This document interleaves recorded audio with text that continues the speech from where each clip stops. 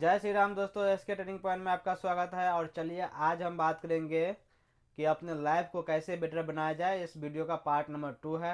जो भी व्यक्ति इस वीडियो को देख रहे हैं इससे पहले पार्ट नंबर 1 जाकर देख लीजिए कि हमें लाइफ में अच्छे ज़िंदगी जीने के लिए किन किन बातों का ध्यान रखना चाहिए और क्या क्या हमें करना चाहिए, इसके बाद हमें क्या करना चाहिए, वो सब हमने बता रखे हैं। तो बेसिकली आज जो हम बात करेंगे इसमें इन्वेस्टमेंट कैसे कर सकते हैं और अपने उस इन्वेस्टमेंट को हम अपने लाइफ के अकॉर्डिंग उस रूल को कैसे हम मेंटेन करें। तो हम ये बात करेंगे कि अपने लाइफ में एक रूल होना चाहिए जो कि हर जगह होता है। हर चीज़ में आप देखते होंगे कि हर किसी का टर्म एंड कंडीशन होता है। यदि आप कोई फॉर्म भी फिलअप करते हैं तो आप देखिएगा जब लास्ट में जब आप साइन ऑन करते हैं कहीं पे तो वहाँ पे डिक्लेरेशन दिया होता है। तो जो टर्म एंड कंडीशन होता है कि आप जो भी कर रहे हैं वो सही कर रहे हैं। तो उसी तरह आपके साथ भी आपके भी लाइफ में भी कुछ ना कुछ रूल होना चाहिए जो हमें क्या करना है नहीं करना है, ठीक है, ताकि हमारा लाइफ अच्छा हो सके। तो बेसिकली जो मेरा ये सीरीज है जो मैं बात कर रहा हूँ, बेसिकली ये फिनेंशियल फ्रीडम से रिलेटेड बात मैं कर रहा हूँ और कैसे हम एक अपने ज़िंदगी में पैसा कैसे कमा सकते हैं और अपने ज़िंदगी को कैसे हम बेटर बना सकते हैं। तो जो भी बिगनर इस वीडियो को देख रहे हैं और ये सीरीज आपने नहीं देखा है स्टार्टिंग से, तो प्लीज़ इस वीडियो को तो देखने के बाद आप स्टार्टिंग से जाकर पूरा सीरीज कवर कीजिए। आपको इसमें पूरा फिनेंशियल मार्केट के बारे में बताया गया है, स्टॉक मार्केट के बारे में बताया गया है, कैसे हम अपने ज़िंदगी में पैसा कमा सकते हैं, कैसे हम अपने लाइफ को बेटर बना सकते हैं, ठीक है। और इसमें बने रहिए, हम आगे चल के और भी बहुत कुछ लाएंगे ताकि जो ये वीडियो है ये इसके लिए भी, जो 5,000 रुपये महीना कमा रहे हैं उसके लिए भी है, जो 10,000 कमा रहे हैं उसके लिए भी है। मतलब लेबर क्लास से लेके पूरा हाई अथॉरिटी मतलब हाई ऑफिशियल तक के लिए है कि हम कैसे अपने आम जिंदगी को बेटर बनाएंगे, कितना पैसा कहाँ हमें इन्वेस्ट करना है नहीं करना है, कैसे हम अपने छोटे से अमाउंट को 1 करोड़ तक हम बनाएंगे। तो मेरा बेसिकली मोटिव यह है कि हर किसी की ज़िंदगी में पैसे की दिक्कत नहीं होना चाहिए, पैसे की वजह से कोई चीज़ काम नहीं रुकना चाहिए और हर एक छोटी छोटी चीज़ें जो है सबको पूरा होना चाहिए। तो चलिए दोस्त, मैं बात करता हूँ इन्वेस्टमेंट पे। 2025 में इन्वेस्टमेंट कैसे करें और क्या बातों को ध्यान रखना चाहिए। तो देखिए, इन्वेस्टमेंट में ना रूल होता है, ठीक है। रूल ये है कि आप जितना रिस्क लीजिएगा उतना आपको रिवार्ड मिलेगा। मतलब ये रूल मतलब हर जगह अप्लीकेबल है, लाइफ में भी है, हर जगह है। जिंदगी जीने के लिए आपको रिस्क लेना ही पड़ता है ना। तो जितना आप रिस्क लीजिएगा उतना आपको रिवार्ड मिलेगा, ठीक है ना। High risk high reward, high risk high reward, low risk low reward, ठीक है। तो आपको ये डिसाइड करना है, आपको ये पता होना चाहिए। बेसिकली मैं ये बताना चाह रहा हूं कि देखिए, लाइफ में आप कुछ भी कीजिए, कोई सा भी काम कीजिए, लेकिन आपको पता होना चाहिए कि रिस्क कितना है। यदि आपको रिस्क कितना है वो पता हो जाएगा तो वो काम आपको आराम से आप उसमें रिस्क ले पाएंगे, छोटा सा या बड़ा सा, और उस काम को आप अपने अकॉर्डिंग उसी के अकॉर्डिंग आप कर सकते हैं। अब देखिए, नॉर्मल लाइफ में मैं एक एग्जांपल देना चाहता हूं आपको। आप जैसे कार चलाते हैं रोड पे, बाइक चलाते हैं रोड पे, तो आपको पता होता है कि हम जहां जा रहे हैं कितना स्पीड से चलेंगे, कितना हम रिस्क लेके चल रहे हैं, है ना। जैसे मान लीजिए कि एक बाइक का ऑन एवरेज स्पीड क्या होता है, 50 होता है, 40 50 60 होता है, जो कि ये सेफ माना जाता है। जैसे कार का मैं बात करूँ तो 60 70 80 100 से नीचे सेफ माना जाता है, ठीक है। तो कहीं पे आप यदि जा रहे हैं तो आपका फोकस ये है कि हम कितना मेंटेन करके चले स्पीड को, ताकि हम सेफली रिस्क ना ले और आराम से हम पहुंच जाए, है ना। तो इसी तरह जब आप बाइक चला रहे हैं, मान लीजिए 50 में 40 में, तो आराम से आपको पता है कि रिस्क नहीं है। जैसे ही आप 70 80 90 पे जाते हैं तो आपको लगता है कि यार बहुत ज़्यादा रिस्क है, हाई रिस्क है, ठीक है। तो यहाँ पे दुर्घटना हो सकती है, संभावनाएं ज़्यादा है।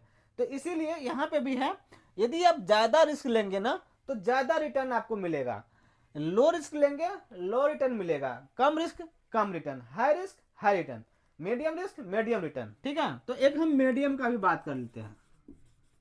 तो मैं सबसे अच्छा बोलूंगा, जो मेरा सजेशन है, आप मीडियम रिस्क में हमें रहना है। ना हमें लो रिस्क पे काम करना है, ना हमें हाई रिस्क पे काम करना है, हमें मीडियम रिस्क पे काम करना है। मीडियम रिस्क में भी सेफ रिस्क है, ऐसा नहीं है, ठीक है ना। तो चलिए हम आगे बात करते हैं। तो देखिए, मैं यहाँ पे बता दूं, 3 टाइप ऑफ इन्वेस्टमेंट मैं बताऊंगा अभी। ठीक है ना। आप 3 तरह से इन्वेस्टमेंट कर सकते हैं, जो मैं यहाँ पे पहला बात करूंगा लो रिस्क का, मैं दूसरा बात करूंगा मीडियम रिस्क का, और मैं तीसरा बात करूंगा हाई रिस्क का। देखिए, लो रिस्क में जो है आप आराम से एफडी कर सकते हैं बैंक में जाके, कोई ज्यादा झंझट नहीं है, कोई सर दर्द नहीं है, आराम से जाइए 7 से 8% कमाइए, यहाँ से 7 से 8% अर्न कर सकते हैं लो रिस्क में। ठीक है, एफडी कर लीजिए, पीएफ में अपना अमाउंट बढ़ा लीजिए यदि आप जॉब होल्डर है तो, चाहे प्राइवेट जॉब हो, चाहे सरकारी जॉब हो, चाहे गवर्नमेंट जॉब हो, आप आराम से पीएफ में अपना अमाउंट, अपना पोर्शन बढ़ा सकते हैं और वहां पे मंथली अपना इन्वेस्ट कर सकते हैं। यहाँ पे आपको 8% आराम से रिटर्न मिल जाएगा। ठीक है, पीएफ कर लीजिए, एलआईसी खुलवा लीजिए, एलआईसी तो आप जानते हैं आप लोग, एनपीएस कर लीजिए। एनपीएस का मतलब ये होता है नेशनल पेंशन चेम। यदि जिसको एनपीएस के बारे में नहीं पता है तो बता दूं, जैसे मान लीजिए आप अभी कोई सा भी बैंक में जाइए, एनपीएस खाता खुलाइए, एनपीएस में आपको हर महीने 500, 1000 जो भी आपको सफिशिएंट लेंगे वो आप जमा कीजिए, और वो चीजें आपको जब रिटायरमेंट का एज हो जाता है, जैसे 58 साल के बाद, 60 साल के बाद, आपको मंथली एक पेंशन अमाउंट डिसाइड होगा, उस जो भी आप अपना प्लान सेलेक्ट करेंगे, जैसे 3000 का, 5000 का, 10,000 का, 15,000 का, 20,000 का, उसके अकॉर्डिंग आपको वो पेंशन प्लान जो भी होगा उसमें अमाउंट वो आपको मंथली दिया जाएगा। ये बैंक में भी अवेलेबल है और एलआईसी के प्लान में भी आजकल अवेलेबल हो गया है, तो आप जाके वहां से ले सकते हैं। तो आपको यदि लो रिस्क में काम करना है, सेफ जोन में चलना है, तो ये सब आप आराम से ऑप्शन चूज करके जाइए और इसमें काम कीजिए। ठीक है, मीडियम रिस्क का मैं बात करूं, अब हम बात करते हैं पॉइंट नंबर 2 पे, मीडियम रिस्क। देखिए, मीडियम रिस्क में मैं सबसे पहले बात करूंगा डेप्ट म्यूचुअल फंड का।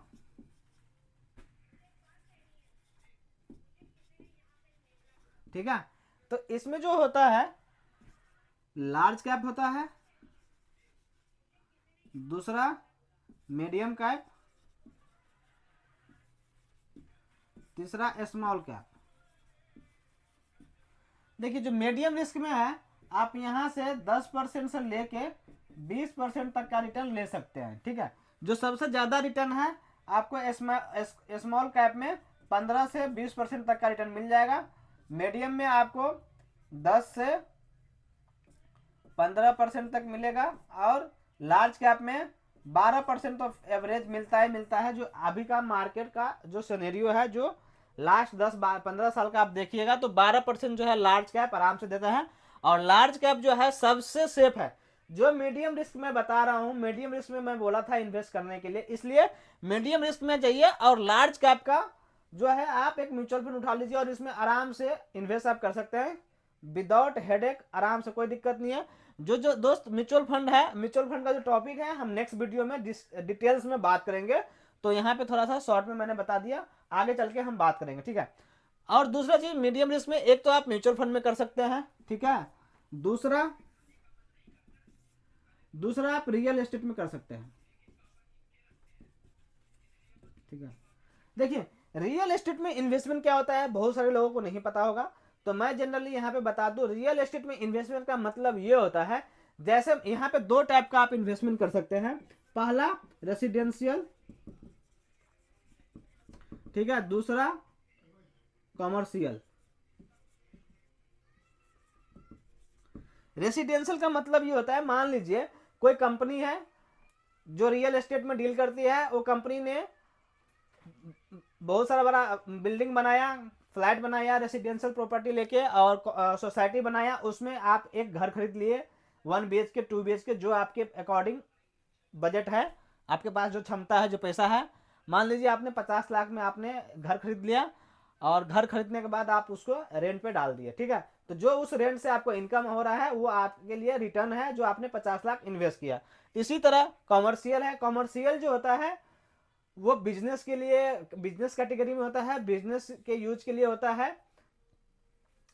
जैसे मान लीजिए आप दुकान खरीद लिए, ऑफिस खरीद लिए, और वो दुकान और ऑफिस खरीद के रेंट पे चढ़ा दिए, तो जो आपके पास वो रेंट आ रहा है वो आपका रेट ऑफ रिटर्न माना जाएगा। एग्जाम्पल के तौर पे मान लीजिए आपने 3 BHK 50 लाख में आपने घर ले लिया, ठीक है, और उस घर का जो रेंट है आपको 40,000 रुपया महीना आ रहा है, और 12 महीने का हो गया 4,80,000। तो अप्रोक्स आप 10% के आसपास, मतलब 5 लाख रुपया आप साल में कमा रहे हैं, तो 10% का आपका कैपिटल पे रिटर्न है। लेकिन इसमें एडिशनल बेनिफिट ये है कि जैसे जैसे टाइम आपका बीतते जाएगा आपके जो प्रॉपर्टी का वैल्यू है वो बढ़ जाएगा। बस ये आपका एक एडिशनल बेनिफिट होता है। लेकिन मेरा सजेशन ये है, रियल एस्टेट में आप तब इन्वेस्ट करें तब जब आपके पास एक्स्ट्रा मनी हो, एक्स्ट्रा फंड पड़ा हुआ हो, तब आप जाके आराम से इस चीज में इन्वेस्ट कर सकते हैं। अदरवाइज मेरा सजेशन यह है कि आप रियल एस्टेट में इन्वेस्ट ना करें। तो रियल एस्टेट में इन्वेस्टमेंट का सिंपल फंडा यही है कि कोई भी आपके पास एक्स्ट्रा पैसा पड़ा हुआ है, घर लेके छोड़ दीजिए, रेंट पे चढ़ा दिए, जो आपके पास रेंट आ रहा है वो आपके लिए रिटर्न है। तो रियल एस्टेट में ऑन एवरेज 10% का रिटर्न आराम से दोस्त आ जाता है। ठीक है, पहला पॉइंट समझा दिया म्यूचुअल फंड, दूसरा रियल एस्टेट। तीसरा पॉइंट मैं बात करूं यहाँ पे, तो कंपनी में आप इन्वेस्ट कर सकते हैं। कंपनी बॉन्ड होता है, ठीक है, इसमें बॉन्ड का मतलब ये होता है किसी भी कंपनी में आप पैसा लगा सकते हैं, आपस में बॉन्ड बना सकते हैं, म्यूचुअल एग्रीमेंट बनता है। तो आप यहाँ पे, अब यहाँ पे जो रेट ऑफ इंटरेस्ट है, मतलब रिटर्न है, rate of return, ROR rate of return, इसमें आप एग्रीमेंट के अकॉर्डिंग कर सकते हैं। आप इसमें 20% भी कर सकते हैं, 30% भी कर सकते हैं, 50% भी कर सकते हैं। लेकिन इसी तरह से आपका पैसा जा भी सकता है। कंपनी मान लीजिए प्रॉफिट में है, अच्छा चला तो आपके रिटर्न अच्छा बना एज पर जो भी आपने एग्रीमेंट किया, लेकिन कंपनी ने फ्रॉड किया, वो कंपनी डिफॉल्टर निकल गया, कंपनी डूब गया, तो आपका पैसा भी डूब जाएगा, आप वहां कंपनी से रिकवर नहीं कर सकते।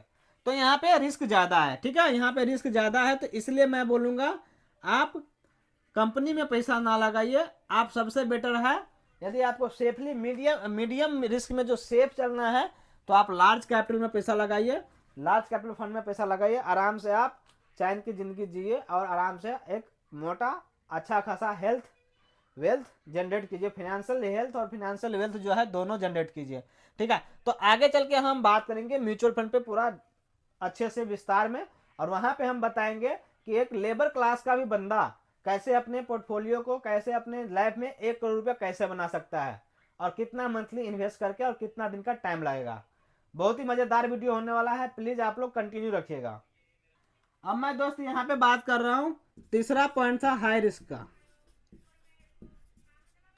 देखिए, हाई रिस्क का मैं बात करूं तो यहाँ पे स्टॉक मार्केट का मैं बात करूंगा, ठीक है, जिसमें स्टॉक मार्केट में आप FNO ट्रेडिंग सुने होंगे, इंट्राडे सुने होंगे, ठीक है। यदि आप FNO और इंट्राडे वगैरह नहीं जानते हैं, तो जो ये वीडियो देख रहे हैं, हमारा जो यूट्यूब चैनल है, उसमें आप स्टार्टिंग से जाके वीडियो स्क्रॉल करेंगे तो आपको बेसिक नॉलेज से लेके एडवांस तक का पूरा सीरीज चल रहा है, आप उसमें आराम से जाके सीख सकते हैं, बिल्कुल फ्री है, कोई कॉस्ट नहीं है, ठीक है।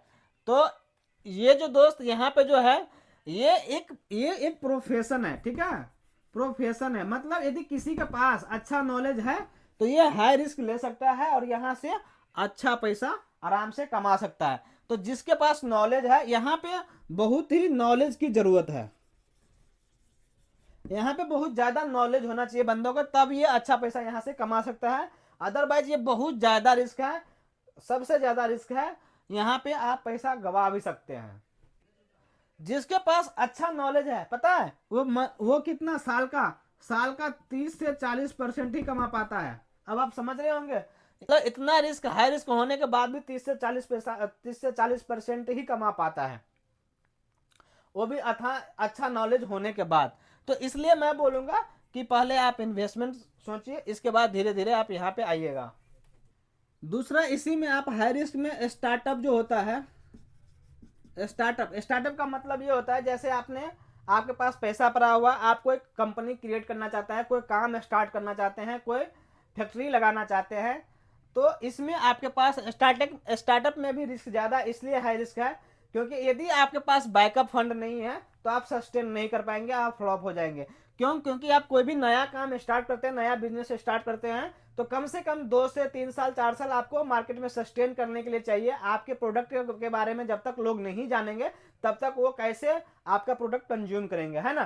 तो इसीलिए कोई भी स्टार्टअप करने के लिए थोड़ा सा आप अपने लेवल पे R&D कीजिए, तभी जाके आप स्टार्टअप कीजिए। तो मैं एक बार के लिए ये भी बोलूंगा, यदि आपके पास बैकअप नहीं है, बैकअप फंड नहीं पर आया हो, किसी चीज का सपोर्ट नहीं है, तो आप स्टार्टअप ना करें। इसमें ज्यादातर रिटेलर होते हैं,